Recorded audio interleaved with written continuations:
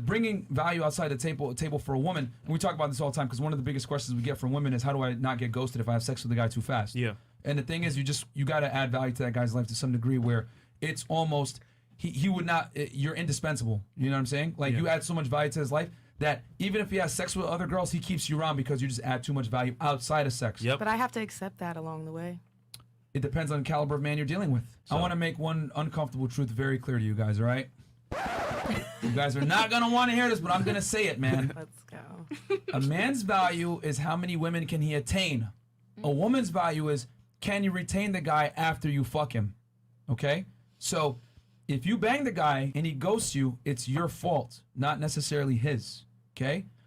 You need to add value to a degree outside of sex that he wants to actually keep you around. Because if it's a higher status guy or a good looking guy or a man with options, why is he going to keep you around when he can go bang some other girl that's young and hot? I'm not saying he ain't going to still run around and bang girls, but as a woman, you need to be competing for something else besides the sexual exclusivity. You need to be competing for, is this man willing to put resource in me? Is this man willing to die and protect me? That's when a man loves you.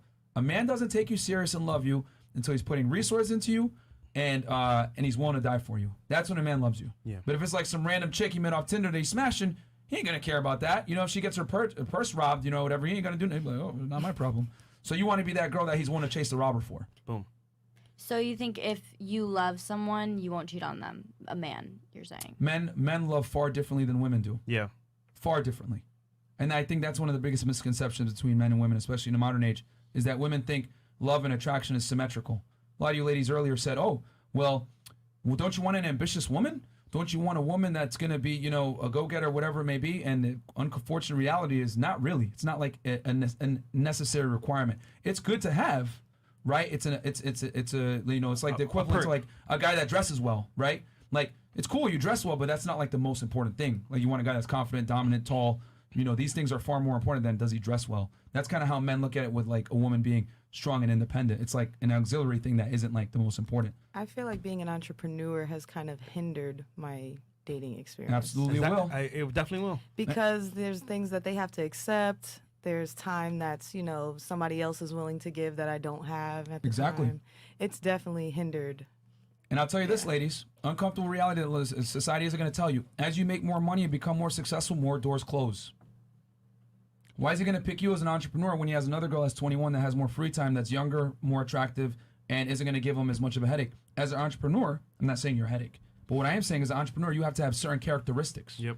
You have to be assertive. You have to be dominant. You have to be competitive. You have to be, punctual. You have to display traits that are traditionally masculine. You know, and men don't like masculine women. Sometimes they flow over into my romantic, emotional, those qualities that you're saying that I need for business. Yeah. Like sometimes, even though I it's tough to turn it off. Try, it's tough. Yeah. If you're a type A person, right, and you're a go-getter and you're successful, there's no way it's not going to bleed over into your social relationships as well. Yep. And men are going to be able to feel it. They're going to be like, you know, and they're just not going to like it. You know, men don't like masculine women.